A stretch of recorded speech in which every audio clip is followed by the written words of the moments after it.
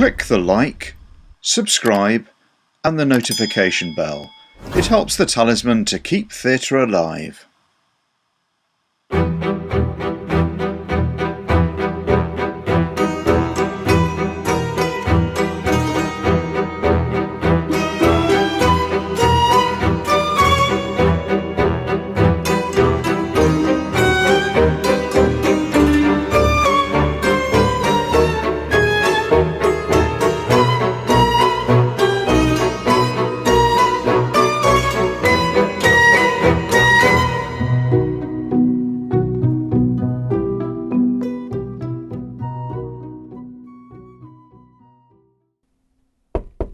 Come. Sir, a clerk from Messrs. Tweedy and Prideaux is at the door, sir. He has some correspondence about him for your attention. Please show him in. Place the papers down there, young man, and I will deal with them directly. Very good, sir. There are a number amongst them that are to be signed and returned to my employer. I have been asked to wait, sir. Very well. Oh, your face is new to me. How long have you been in the employ of Tweedys? I have been in my post as clerk and errand boy, but 3 days, sir. Oh, and what of your predecessor, Mr. Birdwhistle? Is he no longer with the company? Mr. Birdwhistle has been fortunate enough to be promoted to senior clerk, so I am now obliged to carry out his former duties. Oh. He is an old schoolfellow of mine, and a trusted friend to whom I owe much. Oh, excellent. Well done. Please convey my congratulations to Mr. Birdwhistle, and I wish him well in his new post. Tweedys is a firm held in high regard, and you would do well to study hard and keep a keen eye on all that passes through their offices. Pledge yourself to their will, and progression will be assured. I will endeavour to do as you say, I am sure. I am under the instructions of Mr. Threadneedle, who treats me most kindly.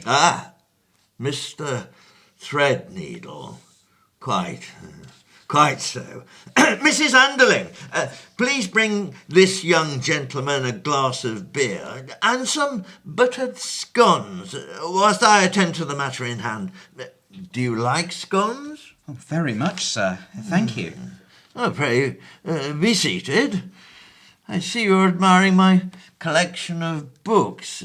Do you like to read? I do, sir. Good. As you see, my taste in books is diverse. I believe that between the covers of these volumes of histories and poems and novels is concealed all of the complexities of mankind's nature. Now, what kind of books do you like to read? I find myself very much drawn to the novels of Tobias Smollett and Henry Fielding, and I am greatly taken with the book Arabian Nights, having read it perhaps upward of a dozen times. Good heavens! Upon my word, you must know it backwards. Do you have many books? Unfortunately not, sir. Due to recent family misfortune resulting in a change of my circumstances and lodgings, a great number of my belongings have been lost to me. There have been times of recent cruel hardship when my books have been my only company and kept me hopeful of something beyond that place and time. Indeed, it is most unfortunate. Most unfortunate. Do you like history? Oh, I do, sir. Well, an acquaintance of mine, Mr. Robert Carlyle, is in the act of compiling a history of the French Revolution in 3 volumes. When it is published, I advise you to acquire a copy of it at all costs. I believe it will contain a great insight into the human spirit. Mr. Carlyle and I have much in common, though we cross swords on one particular issue, the abolition of slavery, but that is a different matter. Please allow yourself to look upon the shelves. The books to your left there. No, the one next along. I think you would find this volume most interesting. Do you know the work of Elizabeth Inchbald? I don't believe I do, sir. Well, if you've enjoyed the books previously mentioned, I thoroughly urge you to read this book and others of her works. You will certainly find Mrs. Inchbald to be a competent writer with a sureness of touch, and the subtlety of her characterization is unsurpassed.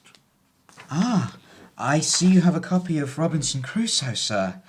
Oh, this was one of my most treasured books. Alas, it is in my possession no longer. Oh, well, if you were to take it from the shelf, and open its cover, you will note the signature of none other than the author himself. I agree. It is an excellent book and a much prized part of my collection. I regard Mr. Swift's writing to be of the highest order. There are books of which the backs and covers are by far the best parts. But you'll find no such books on my shelves. There. I sense we have a kindred spirit, young man, so I urge you to read this book at your leisure. When you've finished with it, please return it to me. I place my trust in the honesty that your face betrays in every look and glance, and this one you may keep, but I have 2 copies. Robinson Crusoe? Sir, I couldn't possibly... Oh, nonsense. I hear no more of it. Take them. A discreet word of warning before you leave. You previously mentioned that you are under the ever-watchful eye of Mr. Threadneedle. It is my opinion that he is a man of 2 faces, neither of which being particularly agreeable. And beneath that diffident exterior is a heart and soul as hard and sharp as flint. But these are words that you've not heard from my lips. Do you understand? You would be well advised to tread carefully in his company. But by all means place your trust in the honest sons of Mr. Tweedy and his partners. You have an intelligent eye, and if law is the path that you choose to follow, I'm sure you will be a great asset to that fraternity. Are you acquainted with Mr. Threadneedle, sir? I am indeed. Though at present I'm not yet considered to be worthy of advancement from my current position at Tweedy and Prideaux, I hope that in time, through my modest and unpretentious demeanour, those above me will see fit to reward in some small way my meek and unassertive qualities. And as for you, young sir, if you are to get on, may I suggest you do it in a quiet and inconspicuous manner. Quite, sir. Oh, upon my soul.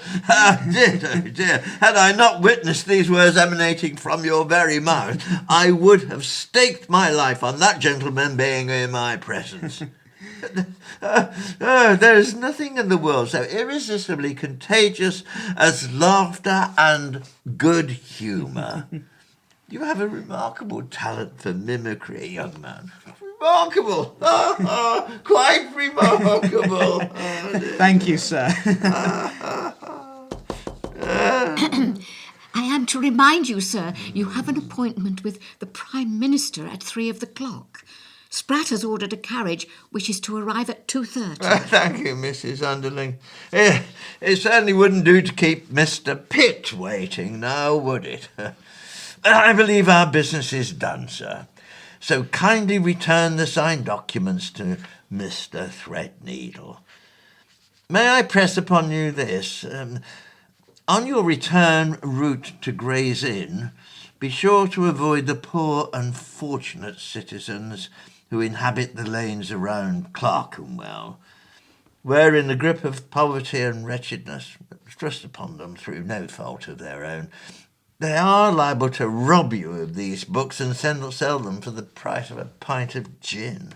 Oh, I know this area well, sir. My lodging's been quite close by. And unemployment and idleness generated by it. It's a malady that has befallen the city in recent times as the population has grown out of all proportion, and is a situation that brings me a great deal of sorrow. I feel it the duty of all those in a position to do so to work together in alleviating their suffering. Knowledge and education is the key, sir, and reading and writing the starting point of that journey. Yes, sir. Mrs. Underling, Sir? instruct Spratt to lay his hands upon a sixpence and press it into the palm of this young gentleman. Very good, sir. Dotty will be serving your luncheon presently, sir. Will Mrs. Wilberforce be joining you? Sadly not. My wife is feeling rather unwell today. So please ask Dotty to make up a tray of broth and bread and deliver it to her chamber. Thank you, Mrs. Underling. Well, good day to you. I don't believe I have your name, young man. Dickens, sir. Charles Dickens. A very good day to you, sir. A good day to you, Master Dickens, and I shall follow your career with a great deal of interest.